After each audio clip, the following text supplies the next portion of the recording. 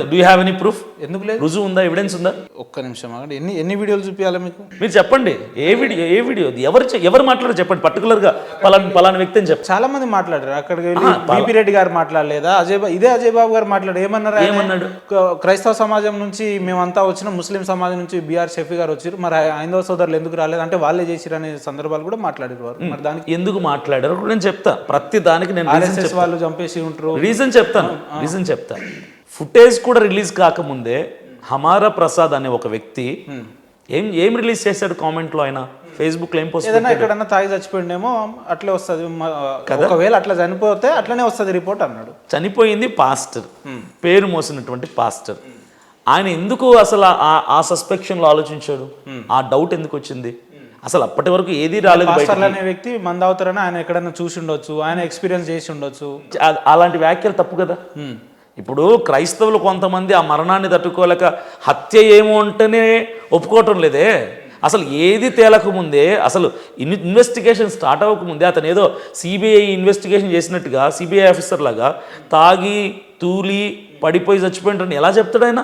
ఆ కోణంలో how can you declare అంటే అమర్ ప్రసాద్ గారు చంపేసినని మీరు ఎందుకు మాట్లాడాలి? ఇలాంటి వ్యాఖ్యలు ఉన్నప్పుడు ఇంకోటి ఏం మాట్లాడదంటే మా సైడ్ నుంచి ఆయన ఇలా మాట్లాడాడు కాబట్టి వాళ్ళ సైడ్ నుంచి ఎవరైనా చేశారేమో అంటారు.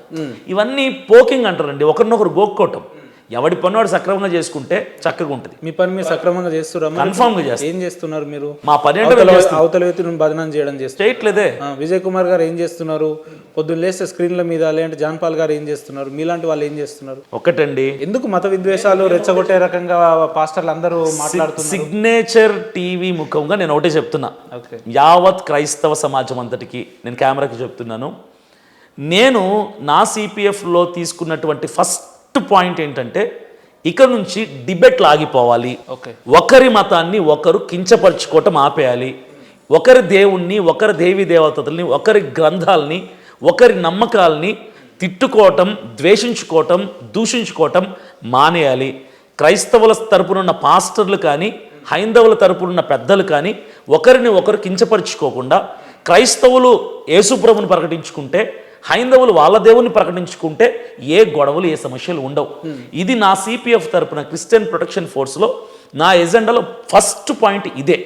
వీటి వల్లనే చాలా విద్వేషాలు, మత విద్వేషాలు రేగిపోతున్నాయి. నువ్వు అన్నావని, నేనన్నానని మన పని అది కాదు. నాది నేను చెప్పుకుంటాను. మా నాన్న గొప్పవాడు అనుకుంటే తప్పు కాదు. మీ నాన్న చెడ్డవాడని ప్రాబ్లం వస్తుంది. వాళ్ళ నాన్నతో అసలు నీకేం పని? వాడు ఎదుటోడి దగ్గరికి వెళ్ళి, అంటే మీకున్న విజన్ అందరు పాస్టర్లకు ఉంటే గొడవలు రావేమో అనిపిస్తుంది. ఖచ్చితంగా తీసుకొస్తా. మా పాస్టర్ అయినా ఇక నుంచి ఏ మతాన్నైనా, ఏ గ్రంథాన్నైనా తక్కువ చేసి తప్పుగా మాట్లాడితే, మీరు అజయ్ బాబు గారు ఆపేస్తే అందరు ఆగిపోయినట్టే అనుకుంటాను. తప్పది. మీరు అలా మనిషిని పాయింట్అవుట్ చేయకూడదు. ఎందుకంటే ఆయనే కదా మాట్లాడేది, నరికేస్తా, కోసేస్తా. ఆయన మాట్లాడాడు కాదండి, ఆయన మాట్లాడించారు. ఆయన ఇప్పుడు బేసిక్గా అజయ్ బాబుది కొంచెం లౌడ్ వాయిస్, అభినయ్ దర్శన్ది లౌడ్ వాయిస్, అగ్రెసివ్గా మాట్లాడతాం, కొంచెం గట్టిగా మాట్లాడతాం. మా మాట తీరు అలా ఉంటుంది, అంటే మా స్వభావం అది. అలాంటి వ్యక్తిని కూర్చోబెట్టి రెచ్చగొడితే ఆ టైంలో ఉద్రేకంలో రెచ్చిపోవట్లేదు. నాకు కొన్ని ఎథిక్స్ ఉన్నాయి. నేను నా బాడీస్ ఎప్పుడు కూడా ఉండాలి కదా అట్లా, మరి అంటే ఉండాలి. ఇప్పుడు అదే మేము చెప్పుకుంటాము. ఇప్పుడు ఆయన బయటకు వచ్చిన తర్వాత కూర్చొని కొన్ని విషయాలు మేము డిస్కస్ చేస్తాము, డిబేట్స్ ఆపేయడానికి ప్రయత్నం చేస్తాం. ఇక మీదట నేను చెప్తున్నా, యావత్ క్రైస్తవ సమాజం పక్షమున ఇలా మాట్లాడినా తప్పే. మా వాళ్ళు అంటారు నువ్వెవడరా చెప్పడానికి, మంచే కదా, ఎవడు చెప్తే ఏముంది మంచి అని ఎవడు అంటారా? ఈ రకంగా కూడా ఖచ్చితంగా నేను చెప్తున్నా కదా, మానవ నైజం అండి ఇది. నువ్వెవడు చెప్పడానికి, డిసైడ్ చేయడానికి అంటే మంచే కదా. దీనివలన మత విద్వేషాలు తగ్గుతాయి కదా, ఈ తిట్టుకోవడాలు తగ్గుతాయి కదా. మేము ఆపేస్తాం. మీరు చెప్పండి, మీ సిగ్నేచర్ స్టూడియో తరపున మీరు చెప్పండి. పాస్టర్లు అందరూ ఆగిపోతారండి డిబేట్లు చేయడం, అందరినీ తిట్టడం, ఏ మతాల్ని తిట్టడం ఆపేస్తాము. మీరు ఎవరైతే హమారా ప్రసాద్, లలిత్ కుమార్, సుగుణ, కరుణాకర్ సుగుణ, రాధా మనోహర్ దాస్, పార్వతి, ఈ 5 మంది మెయిన్ ఫ్రంట్ లైన్లో ఉన్నారు. వాళ్ళని కూడా మీరు ఆపగలరా? ఆపుతారా? ఇప్పుడు ఆపుతారా అంటే చెప్పండి. మీ క్రైస్తవ సమాజంలో ఉన్న ముసుగులు పోయి ఊర్లలో పోయి మా దేవి దేవతల అంటే ఏమంటారు, మా కమ్యూనిటీలో రండి అని మీరు ప్రచారం చేసేయడం ఆపేస్తే వాళ్ళు కూడా ఆపేస్తారు. నేను ఒకటి చెప్తాను, ప్రచారం మేము మా వాళ్ళు మీ ఊళ్ళోకి వచ్చి, మీ గ్రామాలకి, మీ వీధులకు వచ్చి స్వార్థ చెప్పడం తప్పు కాదు. అది రాజ్యాంగం కల్పించిన హక్కు మాకు. ఎందుకు చెప్పుకుంటారండి? వినండి, వినండి. దేవుడు గొప్పడు అయితే మీరు చెప్పుకోండి. అదే నేను చెప్పేది అవతల వ్యక్తికి ఎందుకు చెప్పాల్సిన అవసరం? ఇక్కడే మొదలవుతుంది సమస్య, మొదలయ్యేది అక్కడ. వినండి, నేను చెప్పేది స్టూడియోలలో కూర్చొని డిబేట్లు పెట్టడం కాదు, సమస్య మొదలయ్యేది గ్రామాలలో, వినండి చెప్తాను. ఇది ప్రాబ్లం కాదు అని నేను చెప్తున్నా. నేను ఒకటి చెప్తున్నా, మేము వెళ్తాం, వస్తాం, మేము చెప్తాం, కానీ ఎవరి మనోభావాలు దెబ్బతీయము. ఎవరి దేవుళ్ళు, ఆ దేవుడు లేడు, అది రాయి, అది మట్టి అని మేము అంటే అవతల వ్యక్తి బలహీనతల్ని మీరు బేస్ చేసుకొని, ఎగ్జాంపుల్ నీకు జ్వరం వస్తుందా, రైట్, యేసు చెప్పాడు నీకు సాయంత్రం జ్వరం తగ్గిపోతుంది. లేదంటే నీ కిడ్నీలో స్టోన్స్ ఉన్నాయా, ఓకే నీకు సాయంత్రం కిడ్నీలో స్టోన్స్. అమ్మతేజ గారు చేసేది ఏంటండి?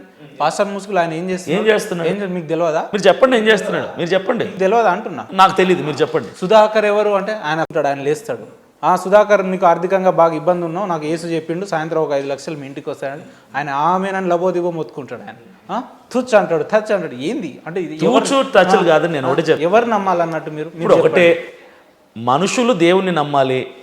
ఇప్పుడు అమ్మతేజ అలా చేస్తున్నాడంటే మరి ఏమో దేవుడు మాట్లాడిస్తున్నాడేమో, ఆయనతో మాట్లాడుతున్నాడు, మనకు తెలియదు కదా. మనం ఎవరిని మీరు మత మార్పిడిలకు పాల్పడకపోతే అసలు ఏ సమస్య రాదండి. నేను ఒకటే చెప్తున్నాను, ఇంటెలెక్చువల్ మీరు తెలిసి కూడా ఇట్లా మాట్లాడితే తప్పు. నేను చెప్తున్నాను, నేను సమస్యలు అనేవి డిబేట్ల కాడ లేవు. సమస్యలు గ్రామ స్థాయిలలో, గ్రౌండ్ లెవెల్లో ఉన్నాయి సమస్యలు. నేను గ్రామ స్థాయిలో జరిగేది నేను ఏం చెప్తున్నానంటే, అక్కడ మేము మీ ఊళ్ళోకి వచ్చి మిమ్మల్ని కించపరిచే విధంగా, మీ మనోభావాలు దెబ్బతీసే విధంగా, మీ గ్రంథాలను తక్కువ చేసి అట్లా మాట్లాడము కాదంటారా?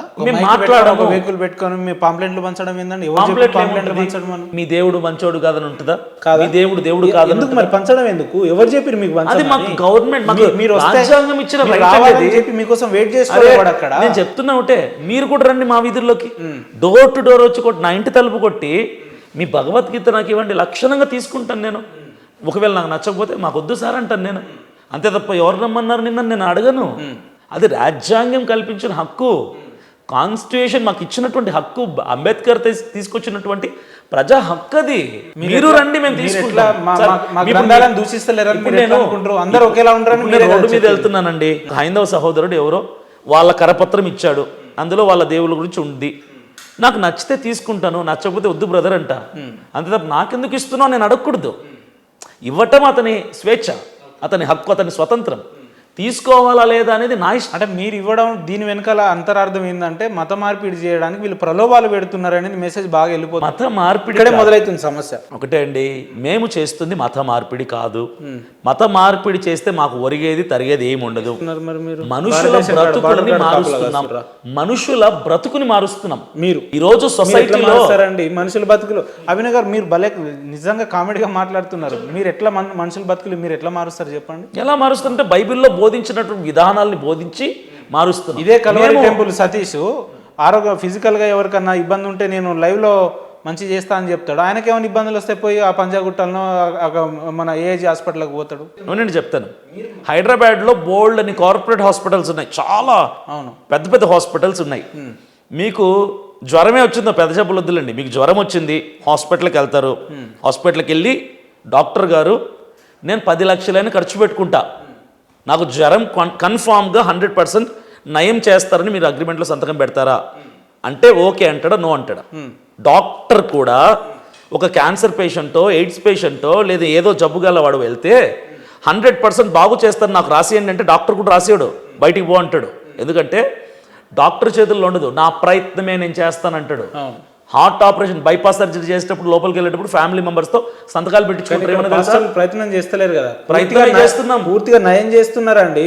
10 ఏళ్ల నుంచి నడవని వ్యక్తి సడన్ గా వీల్ చైర్ మీదకి వచ్చి ఏదేదో అక్కడ మాయ చేయంగానే నడిచి ఆయన 100 మీటర్స్ నేను ఒకటి చెప్తున్నా, మీకు అన్ని తెలియదా? అన్ని తెలిసిన పిల్లలు పుడతారని చెప్తారు. వినండి, ఇప్పుడు ఎవరు చేసే తప్పుకు వారు శిక్ష భరించక తప్పదు, ఇది ఒకటి కాన్సెప్ట్.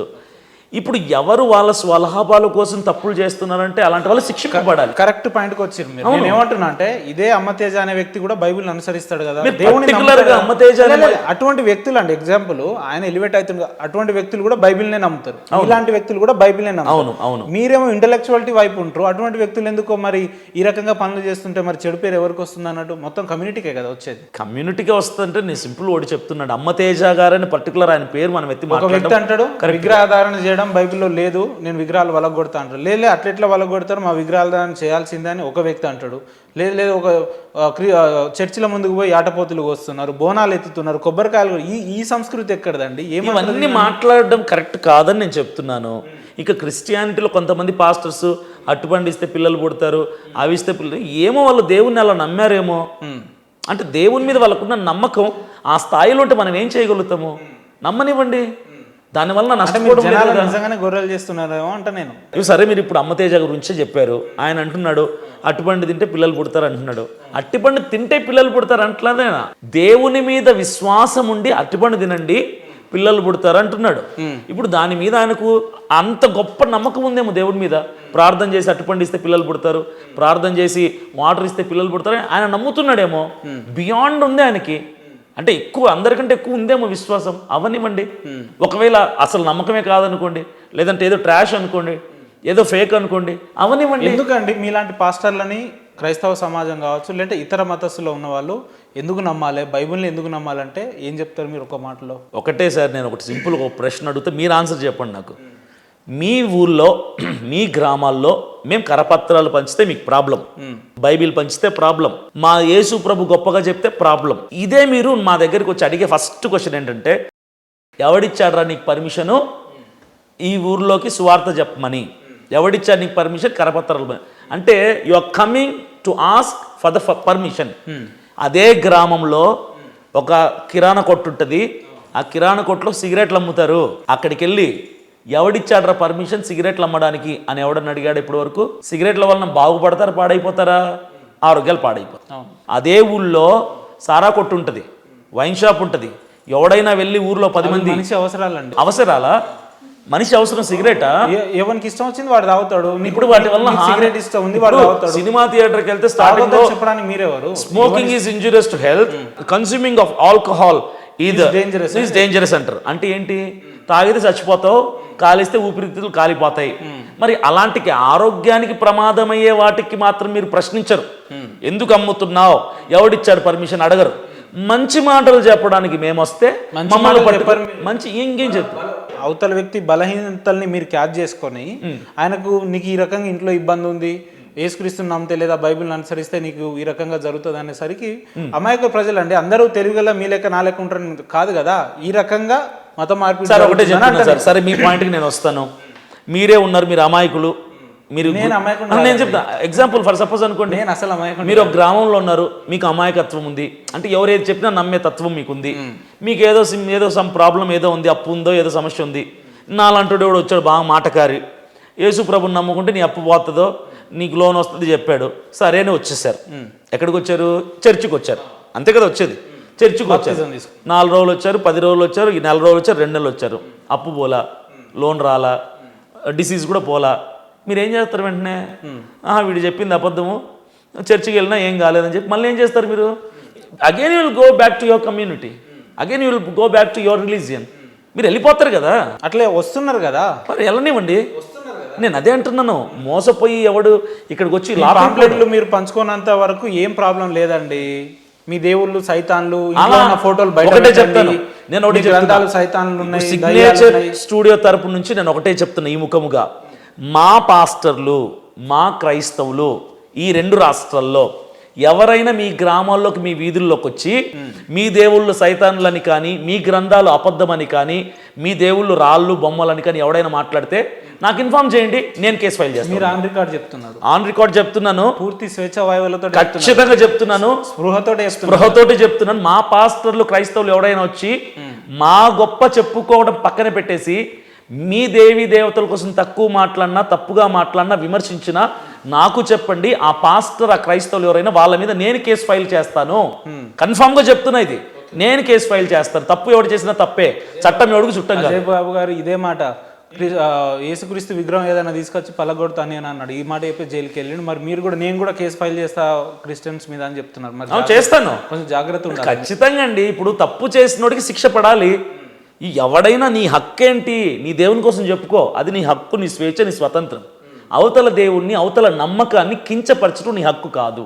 అది నీ స్వతంత్రం కాదు. మీరు మొదటి నుంచి ప్రవీణ్ గారి విషయంలో అనుమానాలు ఉన్నట్టున్నారు కదా, పోలీస్ డిపార్ట్మెంట్ నుంచి మీకు ఏమైనా ఫోన్ కాల్స్ కానీ లేదంటే అటువంటి ఏమైనా వచ్చినా ఇప్పటివరకు? అంటే అడుగుతున్నారు అందరూ, నేనైతే ఎవరు ఫోన్స్ లిఫ్ట్ చేయట్లేదు. ఎందుకంటే కంటిన్యూస్గా నాన్ స్టాప్ మార్నింగ్ నుంచి నైట్ వరకు మోగుతూనే ఉంది. ఆ సముద్రంలో పోలీస్ డిపార్ట్మెంట్ కాల్స్ ఎక్కడికి వెళ్ళిపోయి నాకు తెలియదు. నాకైతే ఇతర మతస్థుల నుంచి ఏమైనా బెదిరింపు కాల్స్ కానీ ఏదన్నా వచ్చాయి. అంటే మతస్థులు అని చెప్పను కానీ బెదిరింపు కాల్స్ అయితే చాలానే వస్తున్నాయి. అంటే నన్ను మాట్లాడద్దు అంటున్నారు, మాట్లాడితే అది దాన్ని ఎంత చూస్తామంటున్నారు సంగతి చూస్తా అని అంటున్నారు. నార్మల్గా వస్తుంటాయి, ఎప్పటి నుంచో వస్తాయి కానీ ఇప్పుడు కొంచెం ఎక్కువ అయ్యాయి. మరి ఎట్లా, మరి బాగా థ్రెటనింగ్లో ఉన్నారు కదా, మీరు ఇబ్బందిలో ఉన్నారు కదా, మిమ్మల్ని మీరు ఎట్లా ప్రొటెక్ట్ చేసుకుంటున్నారు? నన్ను ప్రొటెక్ట్ చేసేవాడు దేవుడు అండి. నన్ను నేను ప్రొటెక్ట్ చేసుకునేంత మాత్రాన నా మీద రేపే ప్రవీణ్ గారు చనిపోయాడు, మరి మీరు కూడా అదే మాట అంటే మీకు కూడా పర్సనల్గా మీరు నా పర్సనల్ నేను తీసుకునే జాగ్రత్తలు నేను తీసుకుంటున్నాను. దేవుడి మీద వదిలేకండి. నాతో ఒక 3-4 పెట్టుకుంటున్నాను, 3-4 పెట్టుకుంటున్నాను. నేను ఎక్కడికి గన్మెన్స్ కాదు, నాకు సపోర్ట్గా నాకు తోడుగా ఉండడానికి. అది కూడా ఎందుకంటే నన్ను ఏదో నా ప్రాణం పోకుండా కాపాడతారని కాదు, ఒక ఇంటిమేషన్ ఇంటికి పాస్ చేస్తారు, ఏం జరిగిందో చెప్పడానికైనా ఉంటారు కదా. ఇప్పుడు ప్రవీణ్ పగడాల గారు చిన్న మిస్టేక్ చేశారు. ఆయన ఒంటరిగా వెళ్లకుండా ఒక్క చిన్న పిల్లడు తోడున్నా ఖచ్చితంగా ఏం జరిగింది ఎక్కడ జరిగింది తెలిసి ఉండేది, ఒక విట్నెస్ ఉండేది. సో ఒంటరిగా వెళ్ళటం కరెక్ట్ కాదు కదా, అందుకు సపోర్ట్గా పెట్టుకుంటాం అంతే. ఏంటి మీ భవిష్యత్తు కార్యాచరణ ఏంది, ఫ్యూచర్లో ఎలాంటి నిర్ణయాలతో మీరు? ఒకటే అండి, ఇప్పుడు క్రిస్టియన్ ప్రొటెక్షన్ ఫోర్స్ని దేశవ్యాప్తంగా సర్క్యులేట్ చేసి దీన్ని ఎస్టాబ్లిష్ చేసి దీని సైడ్ నుంచి న్యాయ పోరాటం చేయాలి, లీగల్గా మేము ప్రొసీడ్ అవ్వాలి. క్రైస్తవులు చచ్చు వెదవల్లాగా పడిపోతున్నారు. అంటే మాకేమి చేత కాదన్నట్టుగా ఉండిపోతున్నారు, నిర్జీవంగా ఉండిపోతున్నారు. అలాంటి వాళ్ళలో కొంచెం చైతన్యం తీసుకొని వచ్చి లీగల్గా ప్రొసీడ్ అవ్వండి. అన్యాయం జరిగింది కదా, మీ ఏరియా పోలీస్ స్టేషన్కి ఒక 3-4 వెళ్ళి కేసు ఫైల్ చేయండి. ఇది నేర్పిస్తున్నా అంతే. ఈ చైతన్యాన్ని మాత్రం తీసుకొని వస్తున్నా. సో ఏం చెప్పదలుచుకున్నారు మీ సమాజానికి? అంటే పెద్ద దిక్కుగా ఉన్నటువంటి ప్రవీణ్ పగడాల్ గారు మీ సమాజంలో మరణించడం చాలా బాధాకరం. అటువంటిది ఈ ఇన్సిడెంట్ తర్వాత మీ క్రైస్తవ సమాజానికి ఒక పాస్టర్గా మీరేం సందేశం ఇవ్వదలుచుకున్నారు? ఒకటే చెప్తున్నా, డిబేట్స్ ఆపేద్దాం, ఇతర దేవీ దేవతలను, గ్రంథాలని, మతాలను దూషించడం ఆపేద్దాం, సేవకులు తిట్టుకోవడం, విమర్శించుకోవడం ఆన్ కెమెరా ఆపేద్దాం. ఓకే, ఆ డినామినేషన్ వేరు, ఈ డినామినేషన్ వేరు, వాళ్ళ బోధ వేరు, వీళ్ళ సిద్ధాంతాలు వేరు, అన్ని పక్కన పెట్టేసి సమస్య వచ్చినప్పుడు అందరూ కలిసి యునైటెడ్గా ఫైట్ చేద్దాం లీగల్గా. ఇది చెప్పదలుచుకుంటున్నాను నేను. Okay, thank you brother, thank you so much.